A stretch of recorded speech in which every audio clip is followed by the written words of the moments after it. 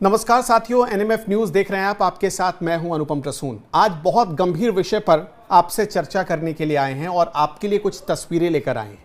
ये जो आप तस्वीर देख रहे हैं मेरे बगल में, ये तस्वीर जानते हैं कहां की है? गुजरात की है। चंडोला तालाब की ये तस्वीरें हैं। पूरा गुजरात बांग्लादेशी घुसपैठियों से इस कदर प्रभावित हो गया था कि चंडोला तालाब के इलाके में मिनी बांग्लादेश बसा दिया गया था। मिनी बांग्लादेश सोच कर देखिए, वहां एक परिवार को बसाने के लिए रेट फिक्स किए जाते थे। बांग्लादेश से एक परिवार आए और उसे गुजरात के इस चंडोला तालाब इलाके में बसाना है तो उसके लिए 12 से 15 लाख रुपए का खर्च लगता था। हर सदस्य के ऊपर पैसे लिए जाते थे। अब भारत में बसाने के लिए आधार कार्ड बनाना है, वोटर आईडी कार्ड बनाना है, उसके घर पर बिजली का कनेक्शन पहुंचवाना है, पानी का कनेक्शन पहुंचवाना है। यह सब कुछ एक बड़ा रैकेट चल रहा था।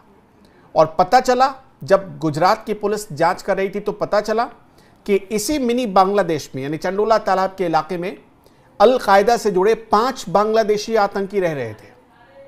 भारत में अब तक बांग्लादेशी घुसपैठ के खिलाफ यह सबसे बड़ी कार्रवाई मानी जा रही है। सबसे बड़ी कार्रवाई, अंदाजा लगाकर देखिए, ये इतनी बड़ी कार्रवाई है कि अभी तक खुद गुजरात सरकार को भी यकीन नहीं हो रहा।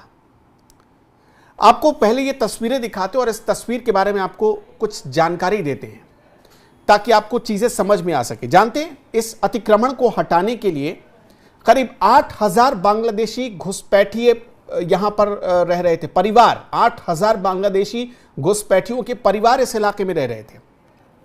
यह पूरा इलाका मिनी बांग्लादेश के नाम से जाना जा रहा था।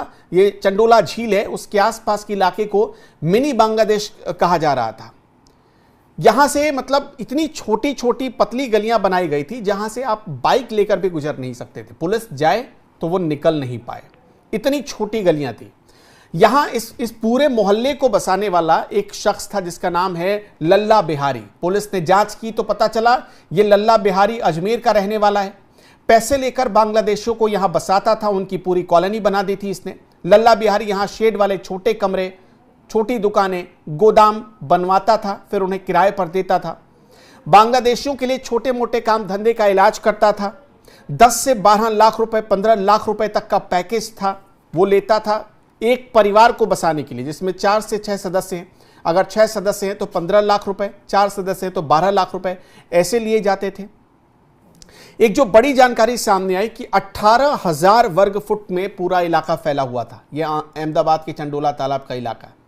और इससे पहले बेट द्वारिका में हमने देखा था। पूरे गुजरात में जो समुद्री इलाके हैं वहां पर बांग्लादेशियों ने कब्जा कर रखा था। अवैध तरीके से वहां पर पहले वो आए और फिर अपनी कॉलोनी बसा ली थी। गुजरात की सरकार ने 5000, सोच कर देखिए, 5000 जेसीबी मशीनों को लगाया, तब जाकर इस पूरे अतिक्रमण को हटाया गया है। तब जाकर यह पूरा अतिक्रमण हटा है। अब देखिए, एक एक ईंट उखाड़ दी गई है। सबसे ज्यादा इस इलाके में घरों के साथ साथ मस्जिदें बना दी गई थी। और तो और बांग्लादेश से आए लोगों ने इस इलाके में कई मंदिरें बना दी थी, क्योंकि उनको ऐसा लगता था कि यहां की जो सरकार है, यानी गुजरात की जो सरकार है, वो मंदिरों पर तो बुलडोजर चलाएगी नहीं और मंदिरों की आड़ में उनका घर बच जाएगा। लेकिन सरकार तो इनका इरादा समझ चुकी थी। अब सोचिए कि इतनी सकरी बस्ती में यहां जो 8000 परिवार रहते थे, यहां पर अल कायदा तक के तार जुड़ चुके थे। अल कायदा से जुड़े लोगों के मैसेज आते थे, उनसे जुड़े लोग यहां रहते थे। गुजरात में समंदर के रास्ते ये लोग क्या कर सकते थे, किसी को अंदाजा भी नहीं था। लेकिन गुजरात की सरकार को वक्त रहते भनक लग गई। एक साथ जब इनके खिलाफ कार्रवाई हुई तो 50 बुलडोजर लगाना पड़ा, 36 डंपर लगाए गए और तब जाकर यह पूरा 18,000 स्क्वायर फुट में फैले इस अतिक्रमण को हटाया गया है। सोचकर देखिए, इससे पहले गुजरात के अहमदाबाद में, सूरत में, बेट द्वारिका में कार्रवाई हुई। आपको आगे कुछ पता है, उससे पहले ग्राफिक्स के जरिए कुछ समझाना चाहते हैं, आप समझिए। और कितना यह गंभीर मामला बन चुका है भारत में, इसके बारे में भी आपको बताएंगे। पहले ग्राफिक्स के जरिए आप स्थिति समझिए। चंडोला तालाब इलाके में महबूब खान ने हजारों झोपड़ियां बना दी, 5000 से अधिक बांग्लादेशियों और रोहिंग्याओं को यहां पर बसा दिया। सोच कर देखिए कि 5,000 से अधिक बांग्लादेशी और रोहिंग्याओं को यहां बसाया गया, इनके फर्जी आधार कार्ड बनाए गए, इनके राशन कार्ड बनाए गए, वोटर कार्ड बनवाए गए, इनको बिजली का कनेक्शन दिया गया, पानी का कनेक्शन दिया गया, ताकि ये लोग आधिकारिक रूप से भारत के नागरिक बन सके। द्वारिका के बेट, इससे पहले बेट द्वारिका में भी ऐसा ही हुआ था। द्वारिका के ओखा और बेट द्वारिका में समुद्र तट पर सरकारी जमीन पर बांग्लादेशी आए, अतिक्रमण कर बैठे, रोहिंग्या आए, अतिक्रमण किया और अपना घर, अपना आवास, अपनी कॉलोनी बसा ली। वहां पर 5,000 बुलडोजर चलाना पड़ा था। अहमदाबाद के चंडोला तालाब इलाके में 2,500 बांग्लादेशियों के खिलाफ तो कार्रवाई हुई, लेकिन अभी तक जो खबर आ रही कि 8,000 बांग्लादेशी परिवार पकड़े गए हैं। यानी ये कितनी बड़ी, 2,500 से ज़्यादा ये आंकड़े हो सकते हैं। गुजरात में बांग्लादेशी और रोहिंग्याओं के खिलाफ ये सबसे बड़ा अभियान माना जा रहा है। जैसे हमने आपको बताया, 18,000 स्क्वायर फुट में ये पूरा इलाका फैला हुआ था। 3,000 पुलिस कर्मियों को लगाना पड़ा, 60 से अधिक जेसीबी मशीनें लगानी पड़ी, 40 क्रेन लगाना पड़ा। और इससे पहले हमने आपको एक और फॉर्मूला समझाया था कि कैसे मंदिर बना दिए गए। 2.5 लाख वर्ग मीटर जमीन को अवैध कब्जे से मुक्त कराया गया है। मंदिर बनाकर उस अवैध कब्जे को सरकार से वैलिड कराने की कोशिश की गई। गुजरात पुलिस ने 2,000 से अधिक अवैध रोहिंग्या, बांग्लादेशी और पाकिस्तानी प्रवासियों को हिरासत में लिया। अभी तक अलग अलग कार्रवाई में, अप्रैल के महीने की यह कार्रवाई है जिसमें इतने लोग हिरासत में लिए गए। इन प्रवासियों पर चोरी, डकैती, चेन स्नेचिंग और बलात्कार जैसे अपराधों में शामिल होने का आरोप था। यानी पाकिस्तान से आए घुसपैठिए थे, रोहिंग्या थे जो घुसपैठ करके भारत में आए थे, जो बांग्लादेशी थे घुसपैठ करके भारत में आए थे। उन्होंने क्या किया, पहले आधार कार्ड बनवाया, वोटर आईडी कार्ड बनवाई, राशन कार्ड बनवाया, भारत के स्थायी नागरिक बने।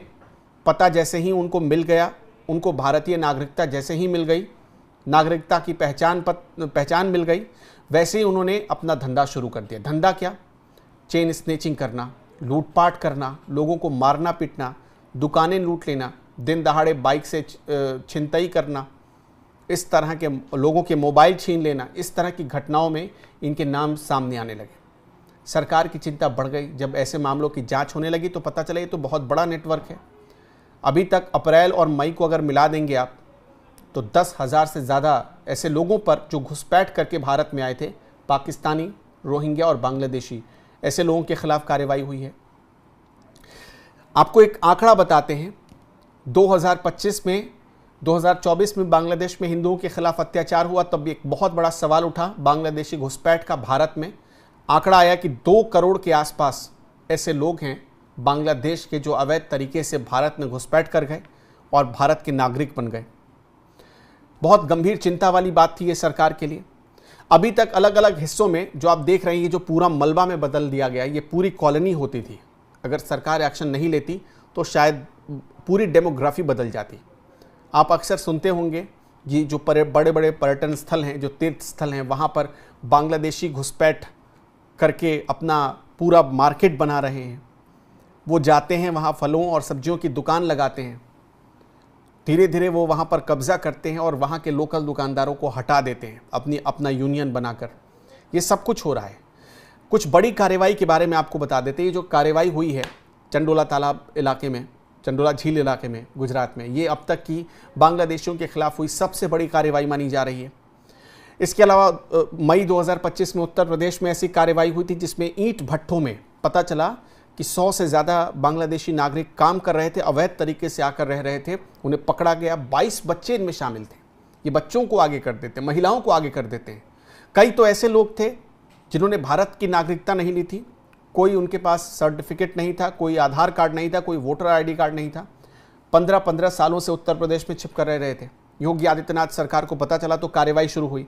ओडिशा में मई 2025 यानी इसी महीने कार्रवाई हुई तो पता चला 3,740 अवैध प्रवासी बांग्लादेशी, अवैध घुसपैठिए वो आ गए हैं और अलग अलग हिस्सों में ओडिशा के उन्हें पकड़ा गया, गिरफ्तार किया गया। मेघालय में मई 2025 में कार्रवाई हुई, वहाँ से कई लोग पकड़े गए। दिल्ली में कार्रवाई हुई जिसमें 800 से ज़्यादा बांग्लादेशी पकड़े गए थे। आगरा में कार्रवाई हुई, वहाँ से बांग्लादेशी पकड़े गए। महाराष्ट्र में कार्रवाई हुई, वहाँ से बांग्लादेशियों के बारे में खबर आई कि मुंबई, नवी मुंबई, ठाणे, मालेगांव, ये वहाँ छिपकर, नासिक, वहाँ छिपकर रह रहे थे। राजस्थान में कार्रवाई हुई तो पता चला 500 से ज़्यादा ऐसे लोग थे जो बांग्लादेशी घुसपैठिए थे, अवैध तरीके से रह रहे थे। एनआईए के लिए गंभीर चिंता का विषय बनते जा रही है बांग्लादेशी घुसपैठिए, रोहिंग्या। और अब भी कुछ लोग ऐसे हैं जो ऐसे लोगों के साथ, इन लोगों के साथ, अवैध घुसपैठियों के साथ हमदर्दी दिखाते हैं। ये भारत में आते हैं, भारत का पूरा इकोसिस्टम, भारत की संस्कृति खराब करते हैं और भारत की संस्कृति खराब करने के साथ साथ जो भारत के लोगों का हक है वो भी छीन लेते हैं, उस पर भी डाका डाल लेते हैं। भारत में आकर इनका काम होता है अपराध बढ़ाना। ये अपराधी बन जाते हैं क्योंकि इनके पास कोई दस्तावेज होता नहीं, जल्दी इन्हें नौकरी मिलती नहीं, फिर ये लूटपाट, छिनतई और चोरी की घटनाओं को अंजाम देने लगते हैं। गैंग बनाकर घरों में डकैती डालने लगते हैं। ये पूरा गैंग बनता चला जाता है और जब भारत में लोग सवाल उठाते हैं तो कुछ लोग इनके समर्थन में खड़े हो जाते हैं। लेकिन गुजरात की सरकार ने ये साबित किया है कि वो ऐसे घुसपैठियों के खिलाफ लगातार और निरंतर अभियान चलाती रहेगी। गुजरात सरकार की इस बड़ी कार्रवाई के बारे में आप क्या कहना चाहते हैं? कमेंट बॉक्स खुला हुआ है, ज़रूर बताइएगा।